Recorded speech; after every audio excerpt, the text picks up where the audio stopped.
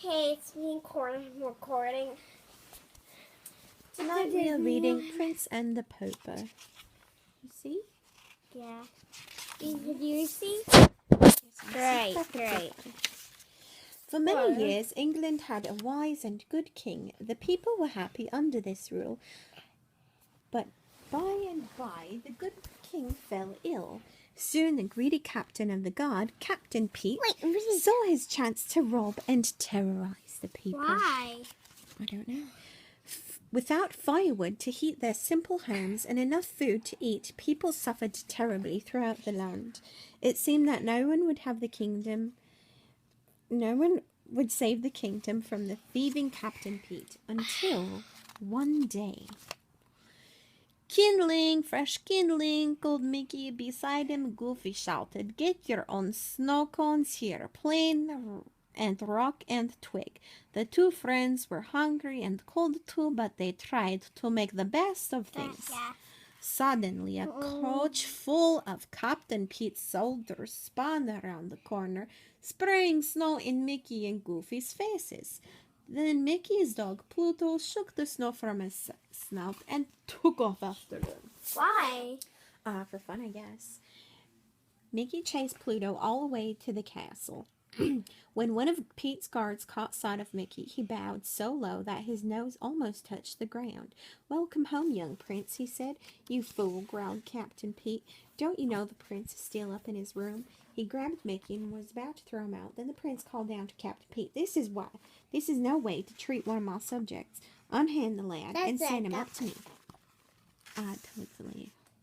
As Mickey tried to find the prince's room, he stared at the luxurious castle furnishings. He was so busy looking around that he forgot to watch where he was going. Oh my God. With a loud crash, he stumbled into several suits of armor. Just then, the prince appeared. He was about to greet Mickey when the helmets toppled onto each of their heads. St. Gooses. Mickey and the prince pulled off their helmets and gasped. "You look just like me," cried Mickey. No, said the prince. "You mean you just look like me? You look just like me."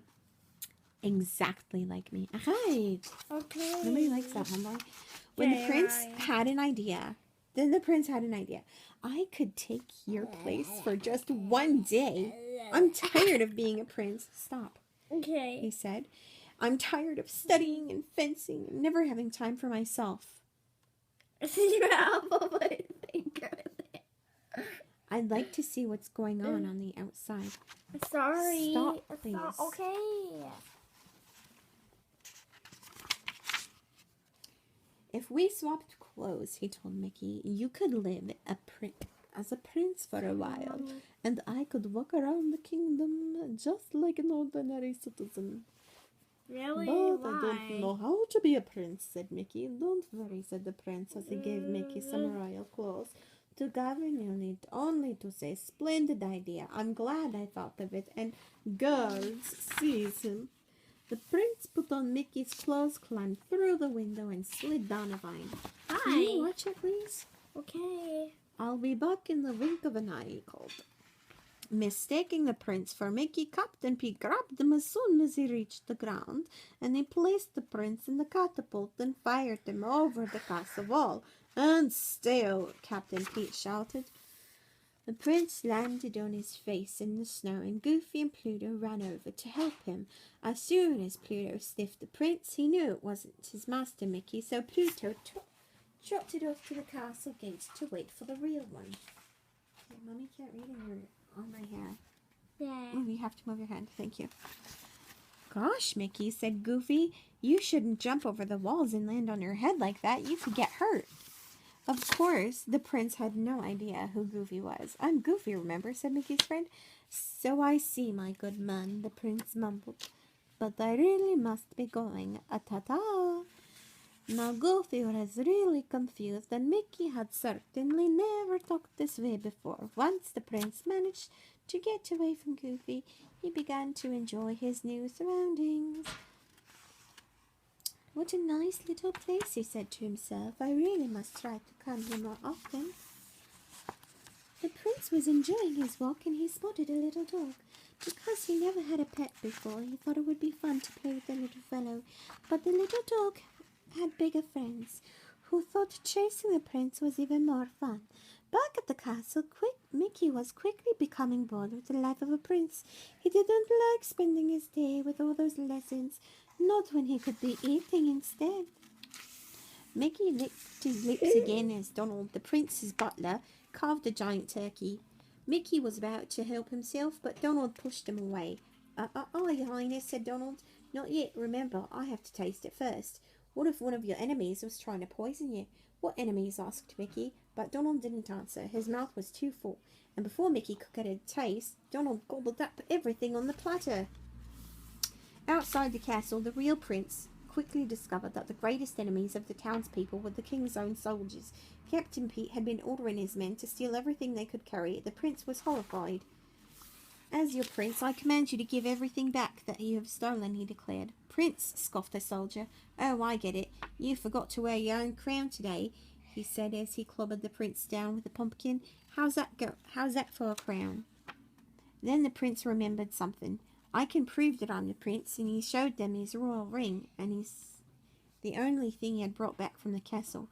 Everyone bowed down to the prince when they saw it, even the soldier who had a cart of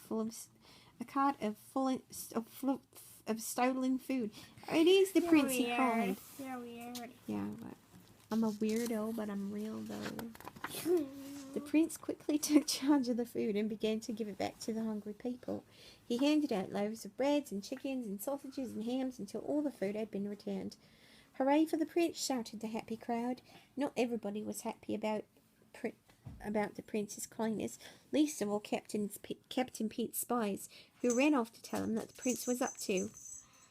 Pete quickly found the prince and had him thrown into the castle dungeon. Why? 'Cause he doesn't like princes. Because he doesn't like sharing food, I guess. Donald was imprisoned too. The prince wept as he sat on the cold stone floor. Because he had changed places with Mickey, he had not been with his father when the king died, and now Mickey the Pauper would be crowned king. Suddenly there was a sound of heavy footsteps. Donald and the prince peered through the door. Why is Mickey Mouse crying? Because he's sad. Why That's is the it prince. It's Why the is royal executioner. Why That is does the not make sense. scream is I don't know. The prince and Donald shuddered as the executioner approached.